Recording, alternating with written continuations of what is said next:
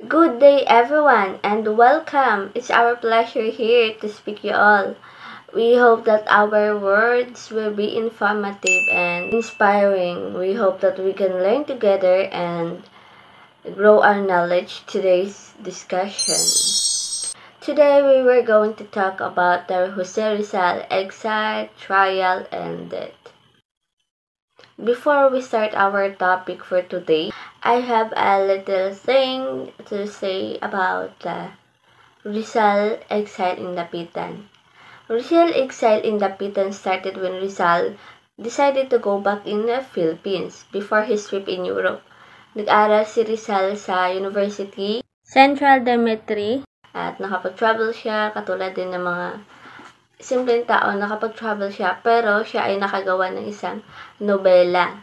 Yung nobela na nagawa niya noon ay yung title na No Limit ang Herin na kung saan tinulungan siya ni Maximo Aviola.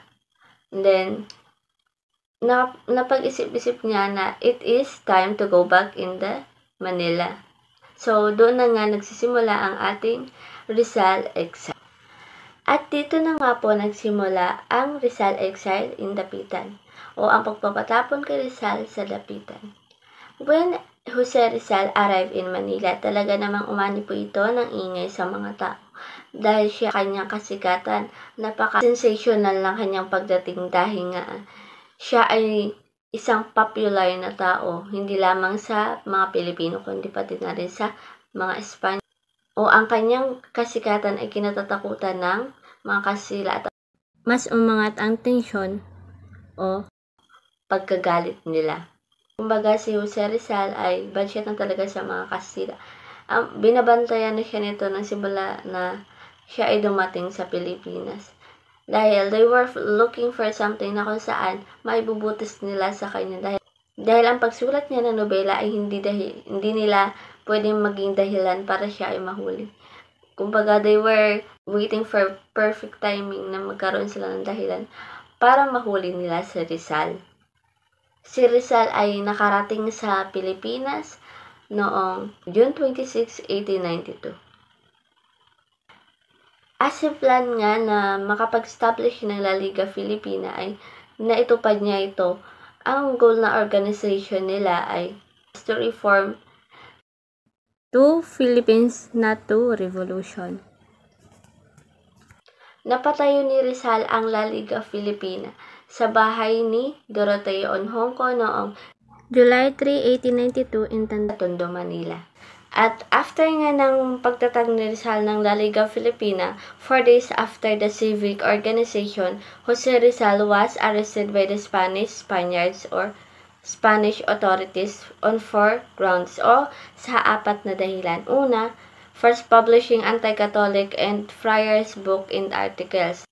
Ang pangalawa naman ay may kopya si Rizal ng pamphlet na kung saan ang title ay Pobres Frailes, na kung saan naman ang advocacy nito ay ang mga violation ng mga Spanish Catholic friars o mga Katolikong pari na nangungurap sa mga Pilipino at sa mga balong asawa ng mga Pilipino.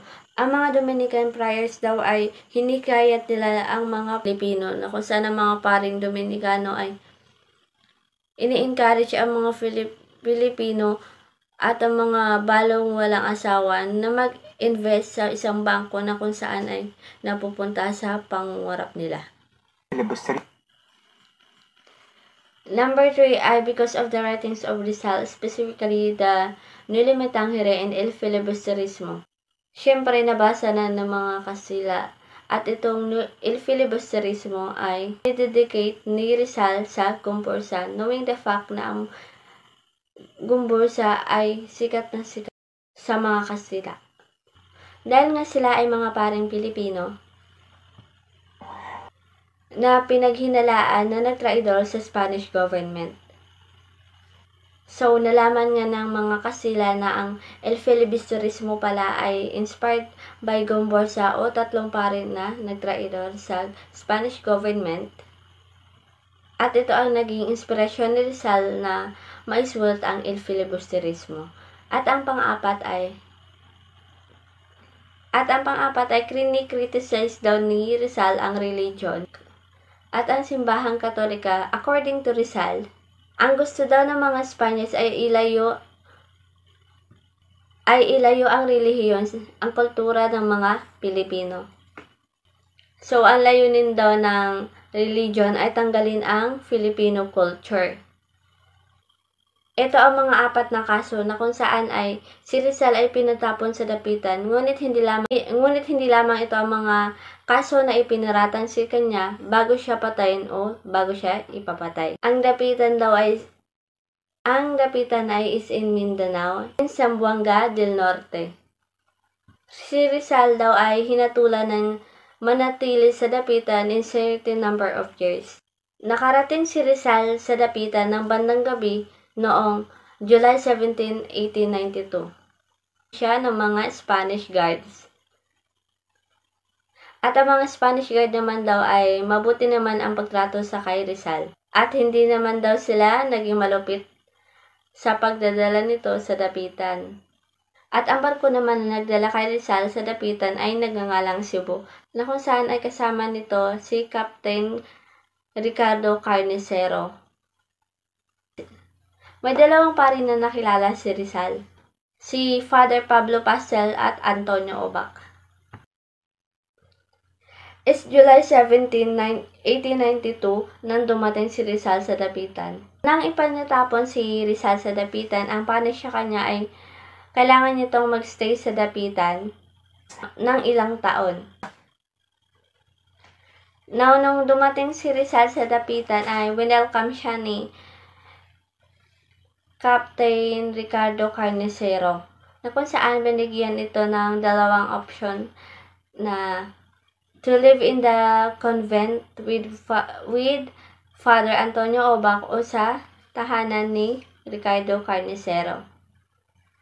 At habang nag-uusap sila Ricardo Carnicero at Rizal ay dumating si Father Antonio Obac. At sinabi nga ni Father Antonio Obac, tatanggapin niya lamang si Rizal sa kumbento kung gagawin nito ang mga kondisyon na bibigay sa kanya. Una, he must restrict his Masonic and anti-church belief.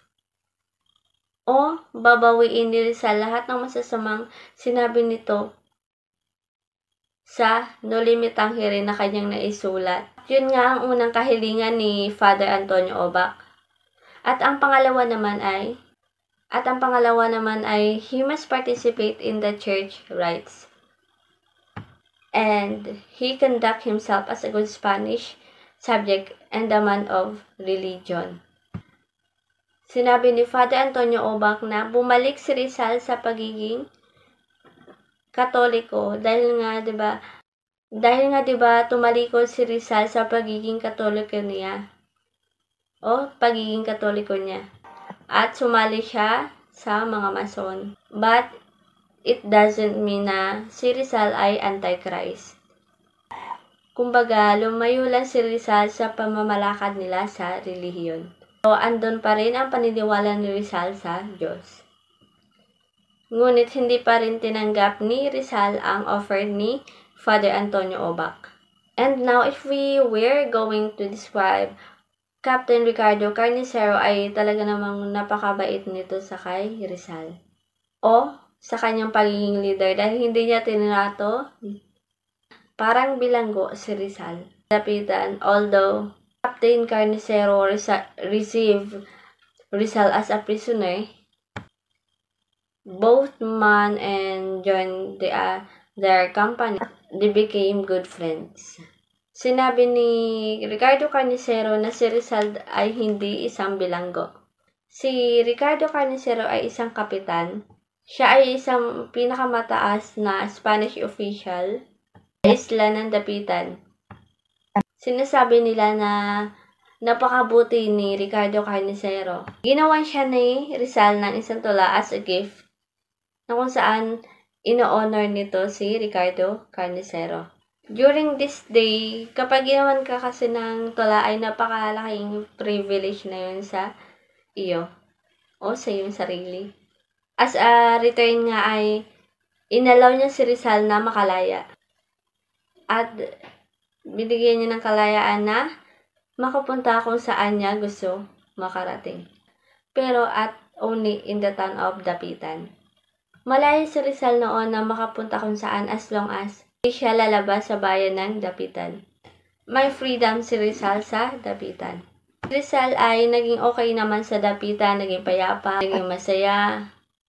Kapag patayo siya ng maliit na klinika, nag-practice ng kanyang profession. Of course, nung una, nahirapan siya kasi nga hindi niya kasama ang kanyang mga pamilya. Today, I will talk about Rizal's life in Dapitan.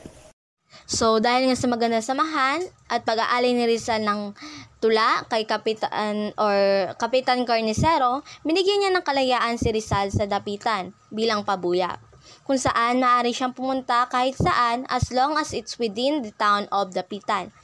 So, both men betted on the lottery and won 20,000 pesos. So, it is stated here na si Rizal daw ay tumataya nga sa loto at ginamit niya yung panalunan niyang pera sa pagbili ng lupa para makapagpatayo ng sariling bahay, eskwelahan at klinika. Yung school na pinatayo ni Rizal ay tumatanggap ng mga estudyante na hindi nangangailangan ng tuition or with no tuition.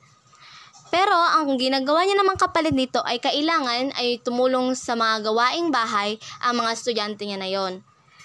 Rizal built his eye clinic to practice his profession. Sinasabi rin dito na dito rin sa klinika na to mismo niya ginamot ang kanyang ina na si Doña Teodora.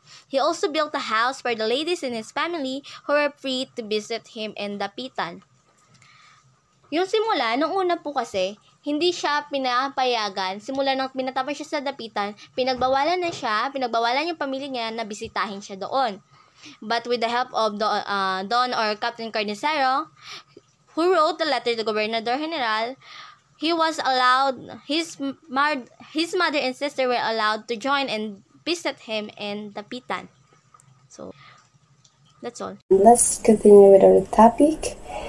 On May 4, 1893, na napalitan si Captain Carnicero, he was replaced by Captain Juan Sanchez. Captain Juan Sanchez didn't want to live with a deportee, meaning ayaw niya may kasama siya sa iisang bahay, suwali ayaw niyang kasama si Rizal sa bahay or headquarters. That's why he assigned Rizal in a house near the headquarters, and also he ordered Rizal to appear before him 3 times a week. Meaning, 3 times a week lang nagpapakita si Rizal kay Juan Sanchez. And pagdaan ng ilang linggong pananatili ni Juan Sanchez dun sa Dapitan, ay nag-iba yung attitude nito. Ang ginawa niya, na-restore niya lahat yung privileges ni Rizal na ini-enjoy during Carnicero's term. And habang nasa Dapitan si Rizal, ang Catholic Church ay hindi pa rin tumigil or hindi pa rin sila nanahimik. And na-convince si Rizal na mag-restruct and bawiin yung sinabi niya, lahat ng sinabi niya na against sa Spanish government and church. And also, nagpadala sila ng malapit na tao para kay Rizal to convince him na bawiin nga yung pinagsasabi niya, which is, itong taong ito na pinadala nila sa Dapitan is si Father Francisco de Paula Sanchez. Siya yung former professor ni Rizal sa Ateneo, yung nag-aaral pa siya. And then, si Francisco de Paula Sanchez, Father Francisco de Paula Sanchez ay kinonvince pa rin si Rizal na i-retract nga. However, Rizal stood pat. Nanindigan pa rin si Rizal sa kanyang sinabi. Sa kanyang sinabi sa mga Spaniards. When he was in Dapitan, he began to make improvements. Ang unang niya ginawa is, nilinisan niya yung plaza ng Dapitan and lagyan ito ng pailaw gamit yung coconut oil lamp, since noong panahon na ito sa Dapitan wala silang access ng electricity. So, nung nasa Dapitan si Rizal, marami siyang naiambag or nagawang tama and contribution doon sa bayan ng Dapitan. And with the help of Father Sanchez, he also built a relief path of Mindanao near in the Dapitan Church. Yun nga, nakagawa siya or nag-build siya ng relief path para sa mga tao doon sa Mindanao, malapit lang sa Dapitan Church. And also, there were also time for love. Rizal fell in love with the 18-year-old girl, Irish girl, Josephine Bracken. Sino nga ba si Josephine Bracken sa buhay ni Rizal? Si Josephine Bracken is the daughter of George Stauffer. Si George Stauffer naman, isa siya sa naging pasyente ni Rizal back then. And hindi dahil sa hindi porke naging pasyente siya ni Rizal at pabor na siya kay Rizal na maging asawa ni Josephine Bracken. Ang nangyari is si George Stauffer ay naging tutol sa kanilang relasyon ni Rizal pati si Josephine Bracken. And actually, nagbanta pa si George Stauffer na kapag nagkatuloy si Rizal and Josephine Bracken, magsusuicide ito. And later, si George Stauffer ay bumalik sa lugar nila or sa bansa nila, which is yung Hong Kong. Bumalik ito sa Hong Kong kasi yung mata niya is hindi na siya curable, so wala nang gamot para sa mata niya, sakit ng mata niya. And mag-isa lang bumalik si George Stauffer sa Hong Kong and iniwan niya si Josephine Bracken sa Manila. Doon niya pinaalaga under the care of an elderly woman. And dahil nga mag-isa na lang si Josephine Bracken, yung papa niya is umuwi na sa kanilang bansa sa Hong Kong. Dahil siguro sa sobrang attached na rin siya kay Rizal, bumalik ito sa Dapitan. Yun na nga, gusto magpakasal na Rizal ang Josephine Bracken sa church. Kaya lang tumagi si Father Obac. Si Father Obac, siya yung na-assign doon na father sa Dapitan. And guess what? Bago niya basbasan daw na sa kasal yung dalawa, nagbigay na naman si Father Obac ng kondisyon kay Rizal. Sabi niya kay Rizal, he needs to retract his belief bago sila maikasal dalawa ni Josephine Bracken. But si Rizal ay may isang salita at may paninindigan talaga sa buhay. Hindi siya pumayag sa kondisyon ni Father Obac.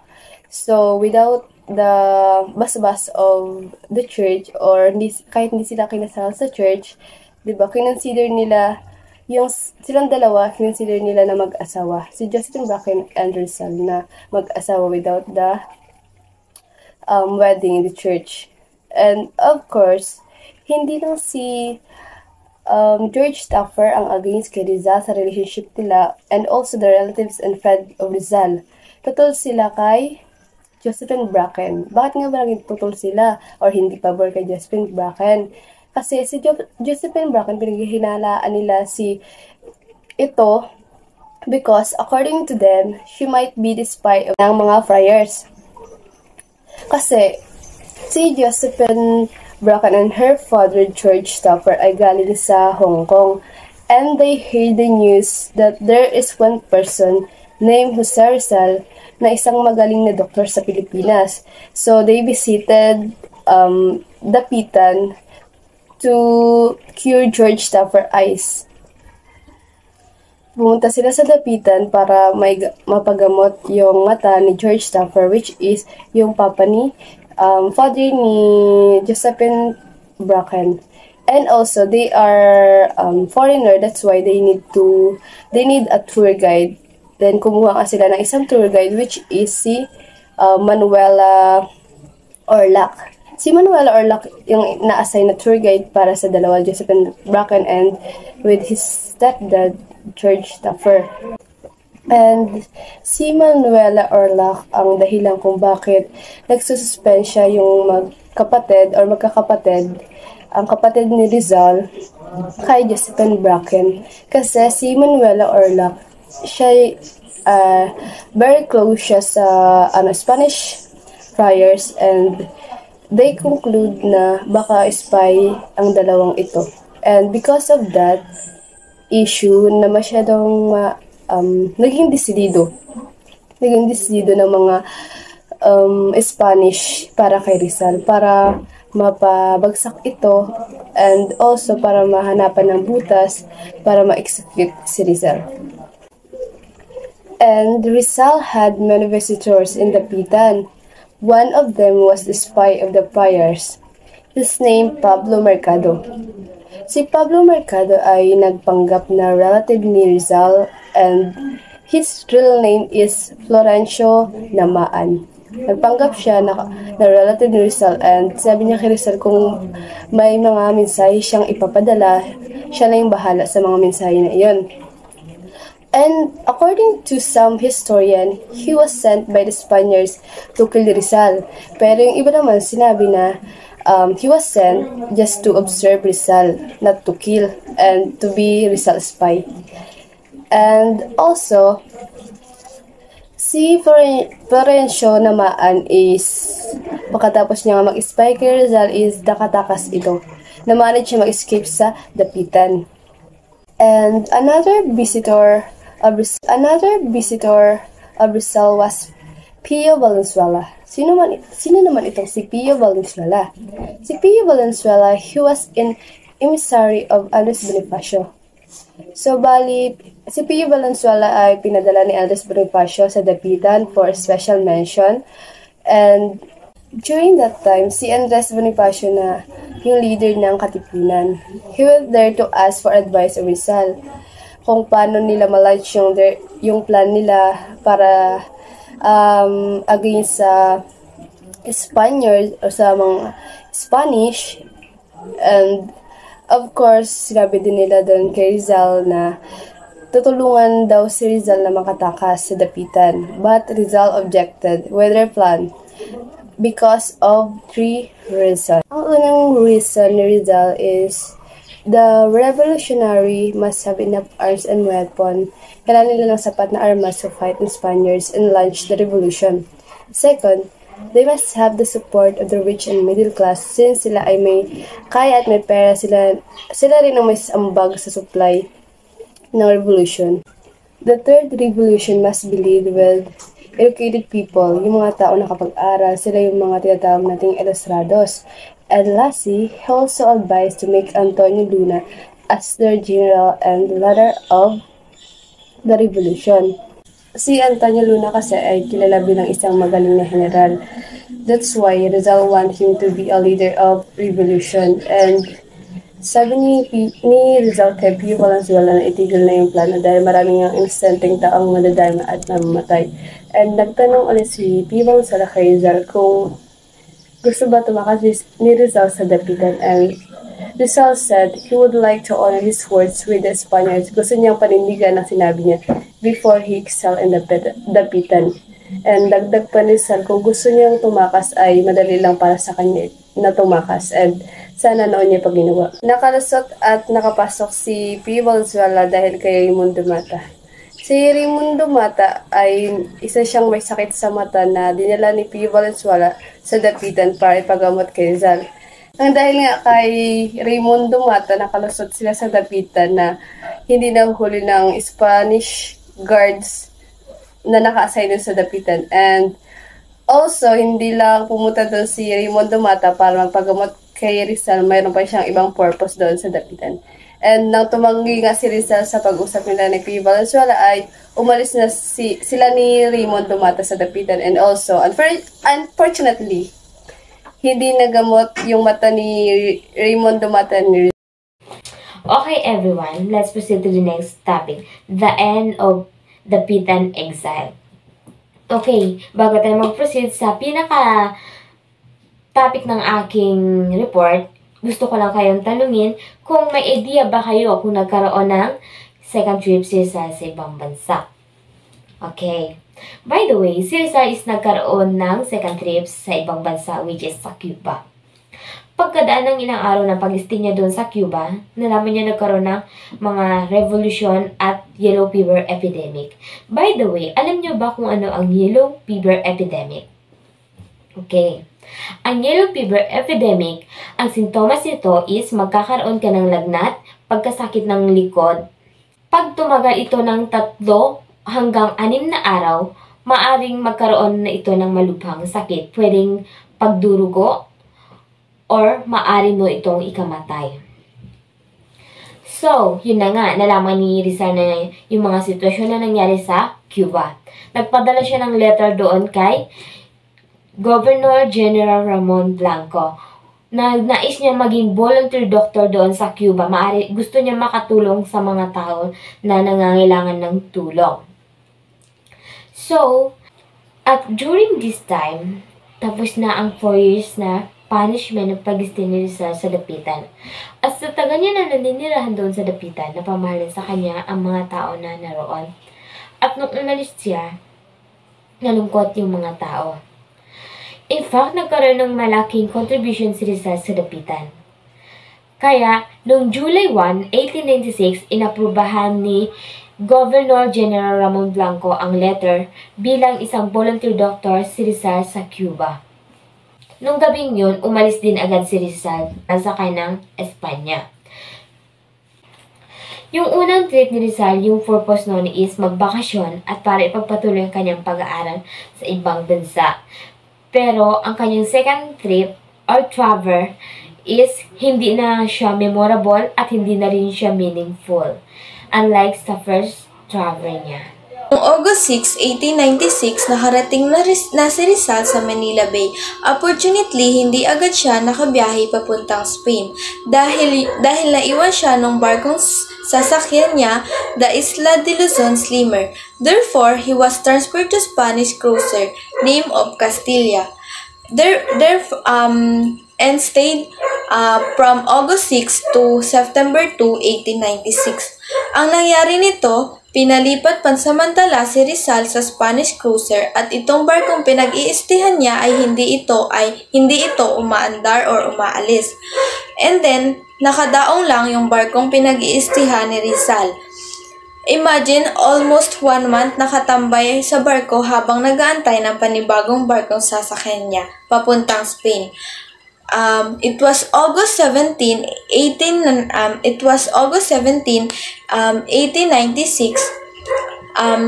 Ang Katipunan ay naglungsod ng revolution against Spanish government. So, may tanong po ako, paano nalaman ng Katipunan or paano na-discovered? So, sabihin ko po, it was discovered by Mariano Hill with Theodora Patinos. May isang miyembro ng Katipunan o ang may nagtraidor na ikwento, miyembro ng Katipunan ang may nagtraidor na ikwento niya kay Mr. Mariano Hill yung about sa Katipunan. They planned to overthrow the Spanish rules in the Philippines by means of revolution of bloody war. And then, nagsumbong na si Father Hill sa highest official about this secret organization. Take note, Rizal was still in Manila, hindi pa nakakaalis si Rizal papuntang Spain and may revolution na nangyayari sa Pilipinas. On August 26, 1896, in the hills of Balintawak, a few miles north of Manila, Bonifacio and Katipunan initiated the Cry of Revolution or Sigaw sa Pugadlawin. In response, Governor General Blanco proclaimed a state of war in the first 8 provinces including Manila, Bulacan, Cavite, Batangas, Laguna, Pampanga, Nueva Ecija, and Tarlac. During the afternoon, Rizal received letters from Governor General Blanco absolving him of blame for the revolution. Transferred to Isla de Panay en route to Barcelona, Spain, despite advice from Don Pedro Rojas to stay under the protection of British law. Rizal proceeded with his journey. In 1898, the Declaration of Philippine Independence saw Nueva Ecija, Pampanga, and Tarlac revolting against the Spaniards. This spirit of revolt extended to Manila, Laguna, Batangas, Cavite, Bulacan, and Luzon, culminating in the unity of separate peoples into a nation. The distinctive emblem of the Katipunan, established through a blood compact inspired by the Filipino people, served as symbol for the revolutionary movement that emerged, paving the way for the rise of a united nation. Aris Andraya, September 30, the Isla de Panay had already sailed past Port Said in Egypt and was now sailing in the Mediterranean. So, ang barkong Isla de Panay, ito yung sinakyan ni Rizal patungong Spain. So, isa sa mga kasamahan niya dito ay si Don Pedro Rojas. September 30, ang barkong sinasakyan ni Rizal ay nakapagtanggap ng letters at nakasulat doon ay aristuhin si Rizal. Bernardino Nozalida, Archbishop of Manila, who clamored for the arrest of Rizal. Siya ang nag-utos na aristuhin si Rizal, but before, Rizal received letters from Governor General Blanco at nakasulat doon, hindi si Rizal ang nagpasimula sa revolusyon na nangyari at wala siyang kinalaman dito. October 3, the Isla de Panay arrived in Barcelona, and Rizal was sent to San Fortress Monjoch Castle. So, October 3 nung dumating ang barkong Isla de Panay sa Barcelona at agad din dinala si Rizal sa kulungan sa Monjoch Castle. And then pagdating doon ay agad din siya in-interview ni Despujol. On the night of the same day, after the interview, Rizal was taken aboard the Colon. So, October 6, 1896, inilabas si Rizal sa kulungan para ibalik sa Manila. Sakay ang barko na Colon. At nalaman din dito ni Rizal sa isang opisyal na siya raw ang sinisisi ng mga Espanyol ukol sa naganap na madugong himagsikan sa Pilipinas. I am Edwin Negrada Padol from BSBEF M2B.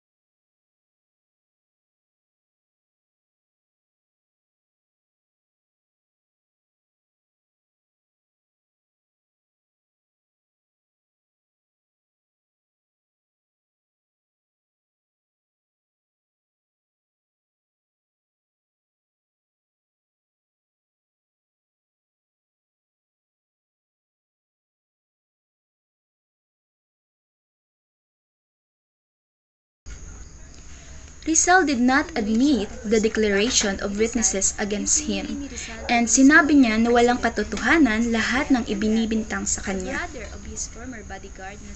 And it was December 13 when the case of Rizal was forwarded at ipinadala na kay Governor General Camilo D. Polavieja. He was the successor of Governor General Blanco. So, habang nakakulong daw po si Rizal, ay naglabas siya ng isang manifesto. Tinuligsa niya yung revolution and sinabi niya na wala siyang kinalaman. Wala siyang alam sa Katipunan, and Katipunan used his name without his permission. And also, si Rizal daw po ay ina-idolize ng mga Katipunan, even Andres Bonifacio. And kung mapapansin daw po dun sa headquarters ng mga katipunan, may mga pictures ni Rizal na nakasabit. That's why nag-conclude ang mga Spanish na si Rizal nga daw po ang leader ng Philippine Revolution or the Katipunan. Rizal's actual trial began on December 26, 1896, and it was held at the Hall of Honors of Cuartel de España and Fort Santiago. The military court accepted all the charges and evidences to Rizal. Rizal nga daw po ang leader ng Philippine Revolution or the Katipunan. Rizal's actual trial began on December 26, 1896, and it was held at the Hall of Honors of Cuartel de España and Fort Santiago. The military court accepted all the charges and evidences to Rizal. However, they ignored arguments in his favor. And defending himself, Rizal presented 12 arguments. Despite sa mga arguments na present ni Rizal, the court judged Rizal guilty for the charges and voted for the death penalty. So parang nawalan lang din ng silbi yung mga argumento and di lang man napakinggan yung side niya. On that day also, yung naging decision ng court ay ipinadala na kay Camilo de Pulavieja, the Governor General. And December 28, 1896, pinirmahan na ni Governor Pulavieja yung death warrant ni Rizal. It was stated there that Rizal will be shot at 7 o'clock in the morning at Bagong Bayan. And Rizal signed in saying he was innocent. FM2B, and now I will discuss Rizal final days. Captain Rafael Dominguez read before him the official notice of his execution. Scheduled the next day, Rizal was immediately transferred to the prison chapel where he spent his last hours on earth. Inside the chapel, Rizal views himself by writing correspondences to friends and family, bidding everyone farewell and conversing with his Jewish priest friends. He had a lot of visitors arriving 6 o'clock in the morning, December 29, 1896. Captain Rafael Dominguez, so binasa niya sa harap ni Rizal ang opisyal na abiso ng kanyang pagbitay na nakatakda sa susunod na araw. So, upon hearing the court decisions, Rizal already know na wala na talagang paraan pa para mabago ang kanyang kapalaran. Alam ni Rizal na katapusan niya na at tinanggap niya na ang kanyang kapalaran. And Rizal was immediately transferred to the prison chapel kung saan ginugol ni Rizal ang kanyang huling oras sa mundo. Sa loob ng bilangguan, abala si Rizal sa pagsulat sa kanyang mga kaibigan at pamilya na nagpapaalam sa lahat at nakikipag-usap sa mga kaibigan niyang paring Jesueta at marami pa siyang bisitang dumating. So, ngayon, ating aalamin ang mga taong pumunta at bumisita kay Rizal sa bilangguan sa kanyang final days bago ito mamatay. Dr. Sante Balakir accompanied and Father Villaclara ate lunch with Rizal as well. Santiago Matiax, contributor in the El Heraldo de Madrid, and next, Teodoro Alonso, Rizal knelt before his beloved mother, begging for the forgiveness and understanding. The mother and son were separated by the strong grip of the prison guard. And next, Trinidad arrived when Teodoro left the chapel. To her, Rizal handed down an alcohol cooking stove and whispered that something was inside it. Turned out to be his last piece, the Mi Ultimo Adios, written in the small piece of paper. Next, Gaspar Castaños, fiscal of the real audience, had a good conversation with Rizal. So, Teodoro Alonso, lumuhod si Rizal sa harap ng kanyang pinakamamahal na ina at humingi ng tawad at pag-unawa. Napaghiwalay ang mag-ina dahil sa mahigpit na pagkakahawak ng gwardya sa bilangguan. So, si Trinidad ay dumating ito noong umalis si Teodora sa kapilya. Inabot ni Rizal sa kanyang isang kalan at ibinulong nito na may nasa loob.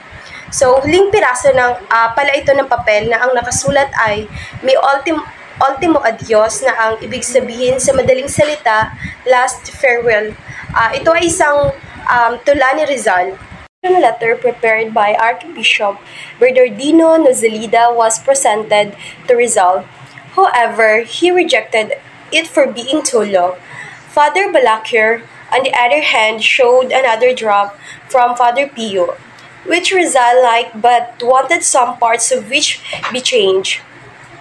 1:30 p.m., Rizal wrote and signed the retraction letter in which he re-announced the Mason movement's witnesses to this event were Juan del Fresno and Eloy Maure, assistant of the plaza. 10 o'clock is the retraction letter na prepared by Archbishop Bernardino Nozelida was presented to Rizal, but tinanggihan ito ni Rizal dahil sa sobrang haba, and Father Balakier naman ay nagpakita ng panibagong draft mula kay Father Pio. So, nagustuhan din naman ni Rizal, ngunit may gusto siyang baguhin na ilang bahagi. 1:30 p.m., isinulat at nilagdaan ni Rizal ang isang liham ng pagbawi kung saan tinalikuran niya ang kilusang Mason. Saksi sa kaganapang ito sina Juan del Fresno at Eloy Maure, kung saan sila ay isang assistant of the plaza. Ipinagtapat ni Rizal kay Father Villaclara, at after nito ay natulog na si Rizal. After 2 hours, bumangon si Rizal at muling nanalangin. At muli siyang nagkumpisal sa loob ng kapilya, lumuhod siya sa harap ng altar at nagdasal ng rosaryo. At sa ikatlong pagkakataon, muling nag-confess si Rizal kay Father Villaclara, and once finished read Imitasyon de Cristo by Tomas Kempes, na ang ibig sabihin ay isang Christian's devotional book, first composed in medieval. So, 3:30 in the morning of December 30, 1896, Father Balakier, so siya yung nanguna sa misa sa sandaling iyon. Si Rizal ay muling nagkumpisal at tumanggap ng komunyon. Then, 5 a.m., kumain na siya ng kanyang huling almusal at nagpicture ng ibang mga memorable, including religious pictures and books na ipapasa sa kanyang ina at sa kapatid niyang si Trinidad.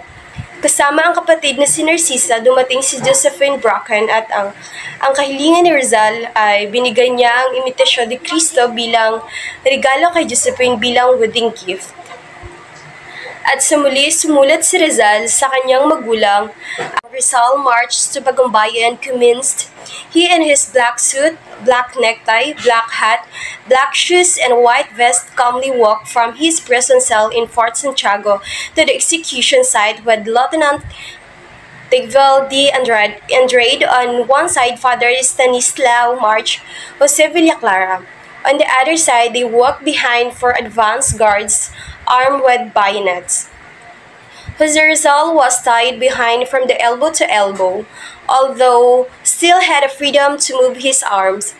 In his right arm was a rosary, which he kept on holding until his final breath. Meters before the execution place, a number of spectators awaited Rizal during his long march. Rizal saw his familiar faces and places. He spent this time reminiscing his childhood, the fun he had with his family and friends. So, 6 a.m. nang simulang mag-march si Rizal patungong Bagumbayan. He in his black suit, black necktie, black hat, and black shoes at white vest, at mahinahong naglakad mula sa kanyang selda sa Fort Santiago patungo sa lugar kung saan sa kanyang pagbibitayin. Kasama si Tigvel D. Andrade, at sa kabilang side naman si Stanislao, on the other side, Father Villaclara. So, naglalakad sila sa likod ng 4 na gwardya na nakaarmado. Si Rizal ay nakatali sa likod mula sa siko, bagaman mayroon pa rin kalayaan si Rizal na igalaw ang kanyang braso. And then, hawak ni Rizal sa kanyang kanang kamay ang isang rosaryo na patuloy niyang hawak hanggang sa kanyang huling hininga. Ilang metro bago ang lugar ng pagtibay, maraming nanunood at naghihintay kay Rizal sa kanyang mahabang march. So, nakita ni Rizal ang pamilyar na mukha at lugar. Ginugol niya ang oras sa paggunita sa kanyang pagkabata at masasayang araw na kasama ang pamilya at mga kaibigan. Rizal shook the hands of the two priests and his bidding them farewell defender. A priest blessed and offered him a crucifix when he gently kissed. Rizal had one request, that is, that he be shot facing the firing squad. However, in vain, since the captain of the squad ordered a back shot. As such, Rizal had no choice but to turn his back, and physicians by the name of Dr. Felipe Ruiz Castillo was amazed that Rizal's vital signs were normal. Particularly, his pulse rate was Rizal really afraid to die. So, in the Bagumbayan field, kinamayan ni Rizal ang dalawang pare at nagpaalam sa kanyang tagapagtanggol. So, binasbasan siya at inalok siya ng isang pari ng isang crucifix at malumanay na hinalikan si Rizal. So, si Rizal ay may isang kahilingan. Iyon ay ang barilin siya ng nakaharap sa firing squad or sa tao. Dahil ang kapitan ng squad ay nag-utos ng backshot. So, dahil dito wala siyang nagawa. Si Rizal ay walang nagawa kundi tumalikod and then dumating si Dr. Felipe Ruiz Castillo. Siya ay namangha kay Rizal nang makita nito na normal ang vital signs ni Rizal at particular ang pulso nito ay hindi talaga natatakot mamatay si Rizal. So, ang firing squad ay inutusan kasabay ng mga drum beats na the guns of the squad flared. So, sa pamamagitan ng pagsisikap ni Rizal, gamit ang kanyang natitirang lakas ay inikot niya ang kanyang katawan upang harapin ang firing squad. Kaya, nahulog sa lupa na ang kanyang mukha ay nakaharap sa asul na kalangitan. And then, ang kanyang ulo ay bahagyang nakahilig sa sumisikat na araw sa silangan. So, at maririnig din natin ang sigaw ng mga Spaniards na mabuhay ang mga Spanya, kamatayan para sa mataksil. So, namatay si Rizal exactly 7:03 in the morning of December 30. Rizal began giving out souvenirs, alcohol stove to Trinidad, and may binulong siya kay Trinidad na ang sabi niya, there's something inside it. Ano kaya ang laman ng stove na yon? He also told Trinidad to look inside his shoes after he is executed. Ano ba ang laman ng binigay ni Rizal na stove kay Trinidad? It's some paper or poem o tula which is known, Mi Ultimo Adios, ang kahuli-hulihang literary work na isinulat ni Rizal bago siya patayin. Actually, according to historian, wala naman daw title yung sinulat ni Rizal bago lang nabigyan ng title nung nabasa na ng family or close friends. After his family left, Father Villaclara and Balaguer again arrived to convince Rizal to retract. By it in the evening, Father Balaguer returned with Father Visa and again talked with Rizal on religious matters. At this point, they were joined by Fiscal Gaspar Castaño of the Royal Audiencia. At around 10 o'clock, may dumating na draft of retractions arrived from Archbishop Nosaleda, but Rizal rejected it because it's too long. Napakahaba raw ng nilalaman ng mga documents. Another draft of retraction was made by Father PUP. Nagustuhan naman daw ni Rizal ang gawa ni Father PUP, but he wanted some changes. Good day everyone, ako po si Patrick at ito po ang aking report. Afterward, he wrote 3 fair letters to parents, Dr. Blumitrit and Pasiano. Ang kanyang pamaalam, of course, binigyan niya ang kanyang kuya at si Pasiano at around 6:30 Rizal was taken from cell. And the march to Bagumbayan began. He was elegant. He dressed the black and his arm tiny elbow to elbow. He had the small black rosary his right arm.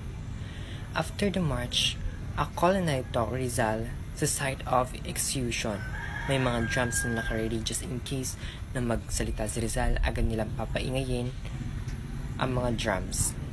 Rizal would like to request the crowd Rizal had requested to be shot at his front, but it was denied.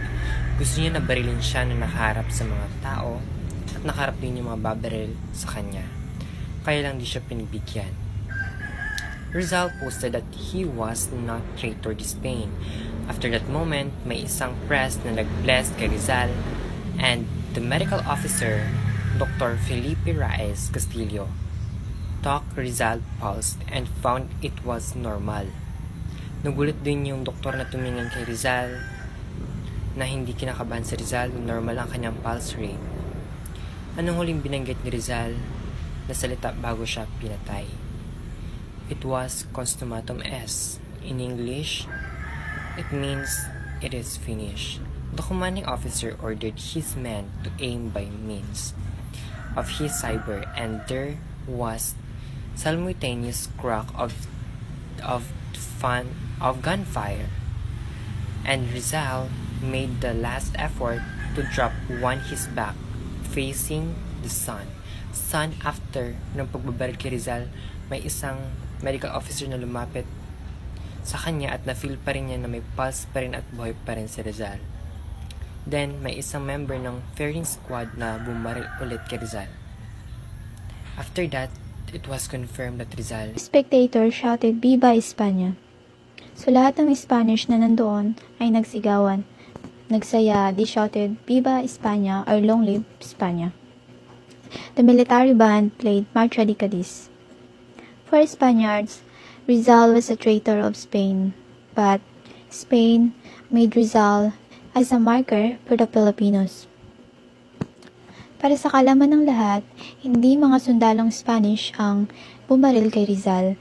Ito ay mga Pilipinong sundalo lang din, but ginawa lang nila iyon dahil may nakatutok din sa kanilang baril.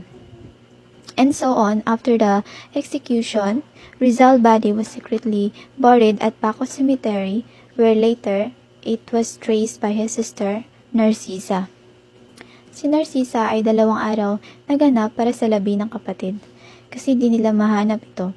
Pati yung huling habilin niya ni Rizal sa kay Trinidad na mayroon siyang inilagay na something sa kanyang sapatos na bigla ring nawala. So, the remains of Rizal were cleaned in Higino Mercado's house in Binondo and were given to Doña Teodora. Saan nga ba natin makikita ang labi ni Rizal? His remains were laid to rest inside the Rizal Monument and Lunita. But hindi lahat ng parte ng katawan ni Rizal ay nandun, so may part doon na hindi sinama.